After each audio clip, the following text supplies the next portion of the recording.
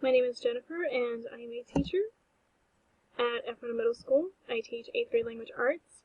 This is my first year in Ephrata School District. I am returning to my home school district where I was a student. I am teaching in the very classroom where I also had 8th grade language arts. In terms of prior experience, I've taught German in grades 8 through 12 and 7th grade English. This is my 9th year teaching. As stated, I have certifications in German and in English. I also have certifications in middle school science, middle school social studies, and middle school mathematics. I also have my administrative certification from California University of Pennsylvania. And why STEM? One thing that I have grown to enjoy over the years, even though I taught German and English the most, I have grown interested in the subject areas included in STEM, science, technology, engineering, and math, and things that I have heard my students talk about, and I have started to develop a very strong interest in understanding more about STEM, and the more I researched it, the more I got involved with it, the more I developed a belief in the value and importance of STEM education and in the future careers of our students. And one thing that we need to keep in mind as educators is we are preparing students for STEM careers that don't even exist. I have spent quite a bit of time collaborating with our district science supervisor in sharing with him ideas of how we can bring STEM to our middle school and our intermediate school students, and we have created a STEAM club for our students after school, and some of you may call it STEM, some may call it STEAM, in collaboration with my previous principal at my previous school and starting to work with our science supervisor. We have come to an agreement that it's not just STEM, it's not just STEAM, it's STREAM. The science, the technology, the reading, writing, engineering, arts, and math. And what we've done is we looked at developing opportunities for our students to participate in that are in the STEM, STEAM, STREAM areas of study. And one thing that we have introduced to our students this school year was the IU13's STEM Design Challenge. And we worked with them for several months on guiding them through the process of what do they need to do to create a project that they could submit to this challenge. It was recently due, the deadline approached, and our students submitted their projects to the IU13 STEM Design Challenge advisors that are in charge of it, and we are waiting the results that are coming out in February. We had 4 teams of students that participated in this design challenge, and we're hoping that we come back with some winners.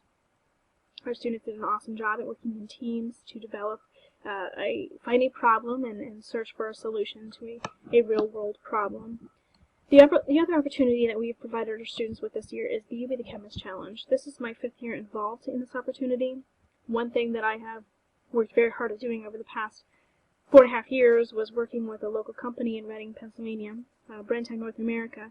They have done an excellent job at providing this program to students in the local counties where they can work with our students, teachers, and administrators on developing a program where they can get students interested in chemistry at the middle school level. And it's amazing, absolutely wonderful program that they have sponsored, and is ultimately sponsored by the Chemical Educational Foundation. And if you don't know anything about it, I would suggest looking it up. We're also looking at offering other opportunities to our students in the STEM, STEAM, STREAM areas of study. I am also a member of our district STEAM committee. It is a committee of administrators, teachers, supervisors, principals who are interested in developing a STEM program within our district. And we have some ideas at the elementary, middle school, and high school levels, and we're looking at trying to find a way to pull them all together and share our ideas with one another in what we would like our district STEM program to look like in the future. As I said previously, I've taught mostly German and English, but I've also developed an interest in the STEM subject areas, and I've listened to my students over time and found that they have a wide variety of interest areas, not only what they do in the classroom, but what they do outside the classroom. So I have provided students with opportunities. I've talked to teachers in our district, supervisors, etc., about how we can get students involved in science fairs, SumDog math contests, Math Olympiad, independent projects, and the Technology Student Association. And our students, a lot of times, may be bored in our classes because of the way that we teach in our classrooms, or they're not necessarily interested in the way it's being taught.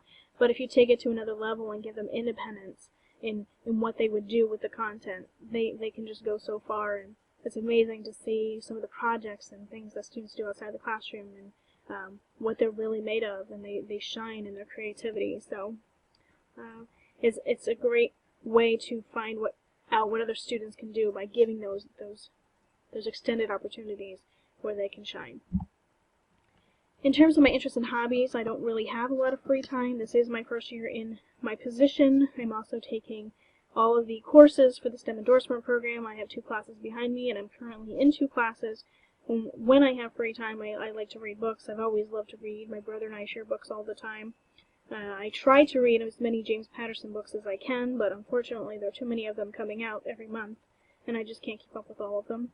I love Jodi Picoult. She has a lot of lessons about life in her books, and Nicholas Sparks does an amazing job. I just read his most recent book, See Me.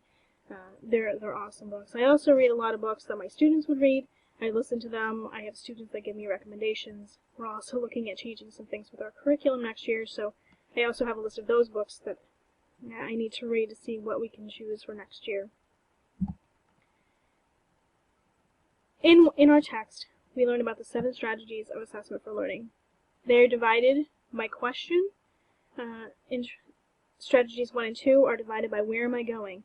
Strategy 1, provide students with a clear and understandable vision of the learning target. Strategy 2, use examples and models of strong and weak work.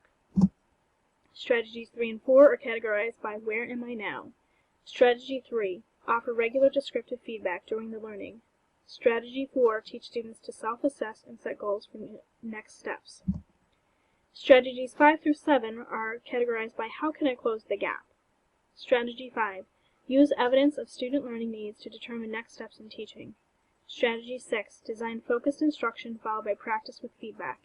And finally, Strategy 7, provide students with opportunities to track, reflect on, and share their learning progress.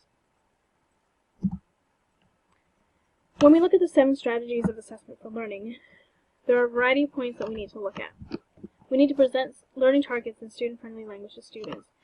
Sometimes we'll present the learning targets to our students at their level, or we may have discussions with them and having them work with us on creating that student-friendly language so they understand what their learning targets are and what they're expected to do with the assessment.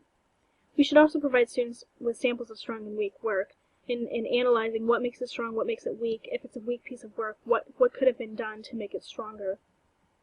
Students should also receive regular feedback from the teacher. They should also be given opportunities for peer feedback. That students should be provided with a feedback loop. We as teachers need to check for understanding on a regular basis. And from that data that we're gathering, we need to continue our instruction. That data that we gather, whether it's informal or formal, will help us to guide our instruction as we move forward. Students are provided with smaller assessments during the unit, such as quizzes or exit slips, reading checks, questions, and we need to use scaffolding to address the misconceptions and problems that students have, and students should be given opportunities to reflect on their learning and share their progress. We also read an article about the 6 parts of the assessment as learning. They include the individual report, group discussion, self-correction, separation activity, group report, and oral presentation. Now, when we're looking at those 6 parts of assessment, as I just stated, we have performance-based assessments. Students are actively engaged in some way in creating it or completing an assessment. They're given opportunities for collaboration with one another. They're not sitting there individually taking a test. They're working together to find a solution to something, working on a project together. There are steps for individual reports, the participation in group discussions. Self-correction is one part of it as well, and that is so important, that self-correction. And the separation activity, the group report, the oral presentation, and the student also receives feedback from the teacher. Now, how are these strategies and parts similar and different? On the left-hand side, we have the 7 strategies of assessment for learning, and on the right-hand side, we have the 6 parts of assessment as learning. As stated previously, we need to present students with learning targets in student-friendly language. We need to provide samples of strong and weak work, regular feedback from the teacher, peer feedback, the feedback loop to check for understanding and continue instruction, We're gathering the data to guide our instruction. We have smaller assessments during the unit, such as quizzes and exit slips. We have scaffolding to address misconceptions and problems, and the students reflect on their learning and share their progress. The 6 parts of assessment as learning, we have the performance-based assessments, the collaboration, the individual report, the participation in group discussions, the self-correction, separation activity, the group report, the oral presentation, and student receives feedback from the teacher. When you're looking at these 2 sides of this chart, some are in black, some points are in red. The points that are in red are the things that are similar. We need to, as teachers, provide our students with regular feedback, and we need to give them opportunities to self-reflect, to correct themselves. What can they do to progress and do well and reach those learning targets? Collaboration is key. A lot of what is done in the 7 strategies for assessment, they're the quizzes, the exit slips, the smaller things, and the 6 parts of learning, we're looking at those larger performance-based assessments and the collaboration. What matches my pedagogical philosophy? Well, there's a combination of the 7 strategies of assessment for learning and the 6 parts of assessment as learning. We need to provide students with clear learning targets that are presented to students prior to completing the assessments in a student-friendly language. I like to work with my students in looking at the learning targets and making sure they're understanding them, and they're saying it back to me in their own words. What does that mean? What are we doing with this assessment? I do provide students with regular and consistent feedback. It is important to have daily collaboration time. This is evident by the student desks that are arranged in groups in my room. There's 4 or 5 desks per group, depending on the class size. Smaller assessments are given during the unit. I give reading checks, exit tickets, quizzes, etc., informal and formal assessments. I give performance-based assessments as well. My students don't always take tests or quizzes. There are times they work on small projects together in the classroom where they're collaborating with a partner or a small group, and then they're giving presentations or a final product of some sort. There's also a lot of time for self-reflection. The students reflect on most of their major assessments after they complete them. There is a self-reflection form that they will complete, and they will give me feedback as to what they think they did well, what they think they could have improved upon in that assessment. The same thing goes for the marking period. Every marking period, at the end of the marking period, beginning of the marking period, we look at goals students set for the marking period and whether or not they've reached those goals and what they can do to improve and what they did well. And these are my references, the textbook and the article that we needed to read from Module 1. Thank you.